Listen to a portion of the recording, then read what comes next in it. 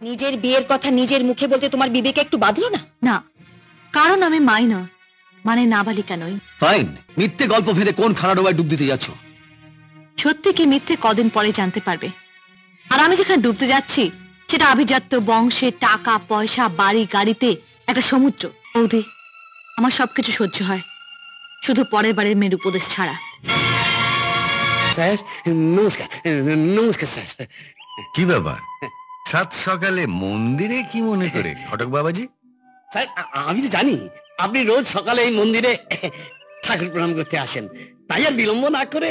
এটা তো তোমার 13 নম্বর খবর, মানে আনলাকি। স্যার লাস্ট চান্স, ওই আনলাকিকে আমি লাকি বানিয়েই ছাড়বো, যেমন করে আপনার বড় ছেলের জন্য একটা লক্ষ্মীমন্ত বউ এনে দিয়েছি।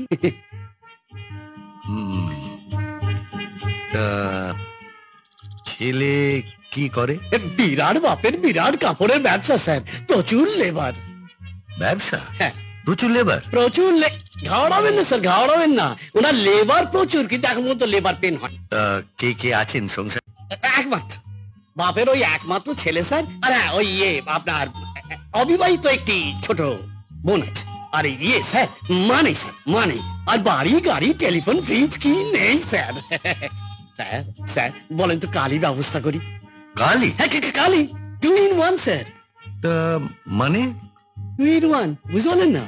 2 in 1 মানে কালি দেখা কালি পাকা দেখা। কালি পাকা দেখা? না না, এ তুমি কি বলছো? এই কি করে সম্ভব? স্যার সম্ভব। এই মদন ঘটক যেমন তার চুঙ্গি মানে ঘটকালিটা ঠিক মতো বুঝে নেয়, তেমনি অসম্ভবকে সম্ভব করতে তার 1 সেকেন্ডও সময় লাগে না। স্যার তাহলে বলেন কালি ব্যবস্থা করি? না না, কালি কেন? আর কটা দিন সময় দিলে হতো না? না স্যার, নো ড্রিলিং, শুভ কাজে নো ড্রিলিং। আপনি এদিকটা সব ব্যবস্থা করে রাখুন, আমি ওদের নিয়ে যথাসময় গিয়ে হাজির হব। শীঘ্রম, বুঝলেন না? হ্যাঁ, শুভ কাজ যত তাড়াতাড়ি হয় ততই মঙ্গল রে হরনা। বৌমা। হ্যাঁ বাবা।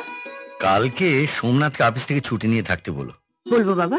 মাসুদ ভাই, আপনাকে কিন্তু থাকতেই হবে। হ্যাঁ, সে আর বলতে, আমি তো এই সংসারে সর্বঘটে কাঁঠালি কলা। তুমি এই সংসারের বড় ছেলে, কাল তোমার বোনকে দেখতে আসবে আর তুমি থাকবে না? না। কেন? দেখো, 2 দিন অন্তর সার্কাস দেখার জন্য অফিস কামাই, আর সব বাজে খরচের মধ্যে আমি নেই। ও কথা বলো না, কাল কিন্তু তোমায় থাকতেই হবে। রাজেশ্বর বাবু, আমার 3 ছেলে আর একটি মাত্র মেয়ে। এই বড় ছেলে সোমনাথ।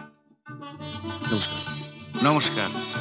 অ্যাকাউন্টেন্সিটা গুলে খেয়েছে, সেই জন্য কোম্পানির হেড অ্যাকাউন্টেন্ট হয়ে রয়েছে। আর মেজ লোকনাথ লোকের জন্য খুব করে, একটা বড় মোটর গ্যারেজে চাকরি করছে। আরে ঠিক আছে সুখিয়া।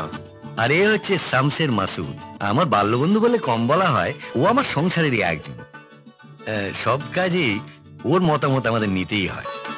এসো মা, এসো।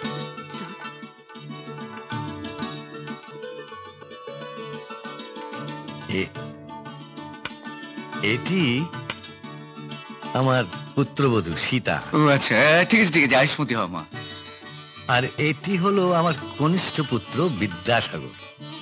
বিদ্যাসাগর পড়াশোনায় তাহলে নিশ্চয়ই ভালো। ওমা, আমাকে মিষ্টি। আপনার যে মিষ্টি খাওয়া বারণ বাবা। ঠিক আছে, তুমি মনিকাকে নিয়ে আসছি। নিন ব্যায়াম। আগে ভাগি মুখ দিয়ে বেরিয়ে গেল কথাটা। আগে মিষ্টি মুখ করে নিন, তারপর মেয়ের মিষ্টি মুখটা দেখবেন। মিষ্টি মুখ করে মেয়েটাকে কতবার বললাম আজ বাড়ি থেকে বেরোসনি। না, আমার কথা কিছুতেই শুনলে? সে আসছে বলে বেরিয়ে গেল, এখনো ফেরার নাম নেই। ছেলের বাবা কখন থেকে অপেক্ষা করছে। ছি ছি ছি ছি, এখন আমি মুখ দেখাবো কি করে বৌমা? আপনি ব্যস্ত হবেন না মা, আমি দেখছি। অস্থির আমি হইনি রাজেশ্বর বাবু, তবে কথাগুলো তো বলা দরকার। দেখুন, আমি রিটায়ার্ড ম্যান, কাজী দিনা পাওনা বা দাবিদা বেশি হলে আমার পক্ষে তো মেটানো কষ্টকর হবে। দিনা পাওনা দর কষাকষি করে আমি তো ছেলের বউ কিনতে আসিনি হরনাথ বাবু। আমি শুধু আশা করব পুত্রবধূ আমার সংসারে কি আনন্দময় হয়ে উঠুক। কথা তো নয়, যেন হীরের টুকরো ছড়িয়ে দিলেন স্যার। এই ব্যাপারে মনিকা মাকে আপনারা 100-র মধ্যে 100ই দিতে পারবেন। বাবা বাবা। হ্যাঁ মা। আপনারা একটু ভেতরে আসবেন। মানে আমরা সবাই? হ্যাঁ। ও, চলে যাচ্ছি যদি অনুমতি করেন। হ্যাঁ নিশ্চয়ই। এই সাগর, তুই ওনার সাথে একটু কথাবার্তা বল। মাসুদ আয়। হ্যাঁ হ্যাঁ, চল চল।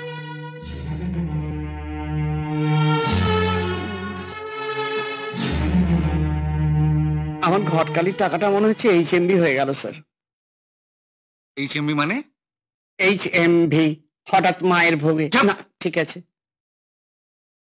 তো বিদ্যাসাগর, হঠাৎ তোমার বৌদি এসে জাল ফেলে মাছ ধরার মতো সবাইকে ছেঁকে তুলে নিয়ে গেলেন কিভাবে বলো তো? জানি না, জেনে আসি। না না না, তোমাকে যেতে হবে না, দাঁড়াও দাঁড়াও। স্যার আমি একটু ওই বাইরে যাব। কেন? না মানে ওই জল মাইনাস আর কি। বসো। ছি ছি ছি ছি ছি, লজ্জায় আমার মাথা কাটা যাচ্ছে। সমু, তুই তুই বরং রাজেশ্বর বাবুকে একটু বুঝিয়ে বল বাবা। না মা, আমি ওসবের মধ্যে নেই। আর শুধু শুধু আমার অফিসটা কামাই হলো।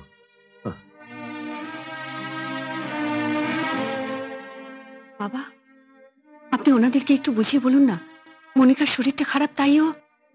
না বৌমা, মিথ্যে কথা আমি বলতে পারবো না। ঠিক আছে ঠিক আছে, তোদের কাউকে কিছু বলতে হবে না, আমি যাচ্ছি। আমি গিয়ে ওদের যা বলার বুঝিয়ে বলছি। আশ্চর্য, কোন বাড়ির মেয়ে না বলে কেউ এরকম উধাও হয়ে যায় পাকা দেখার দিনে?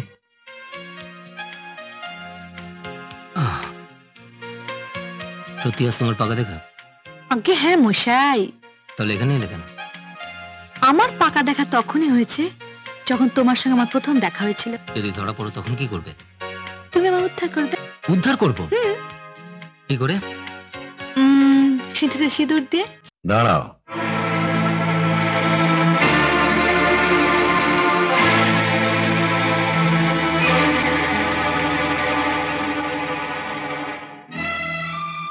তোমার কাছে আমাদের কিছু জানার আছে। বলো। আজ তোমাকে কিছু বলা হয়েছিল? হ্যাঁ, কিন্তু আমি মাকে তো বলেই দিয়েছি আমার বিয়ের ব্যাপারে তোমাদের কিছু ভাবতে হবে না। মনি, এতটা লায়ক তুমি হয়ে যাওনি যে মা বাবার কথা অগ্রাহ্য করবে।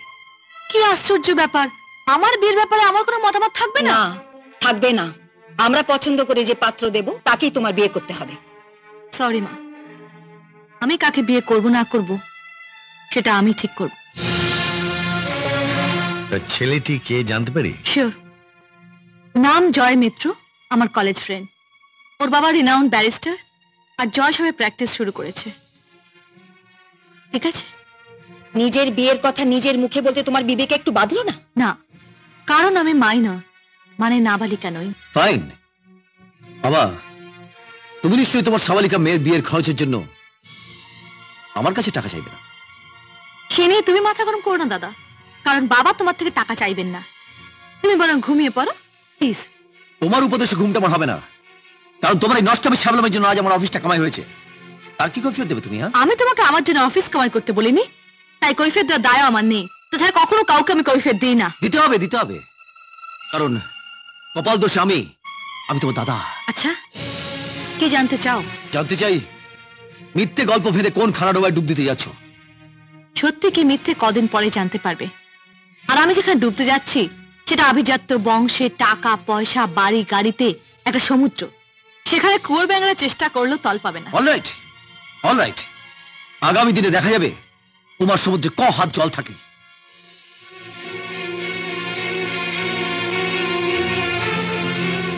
মনি, আমি বলছিলাম কি, মা বাবার মনে আঘাত দিয়ে কিছু করাটা কি ঠিক হবে?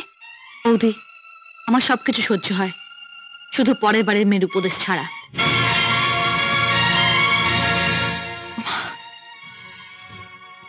এরকম আরো অনেক সিনেমা দেখতে হলে ডাউনলোড করুন ক্লিক অ্যাপ।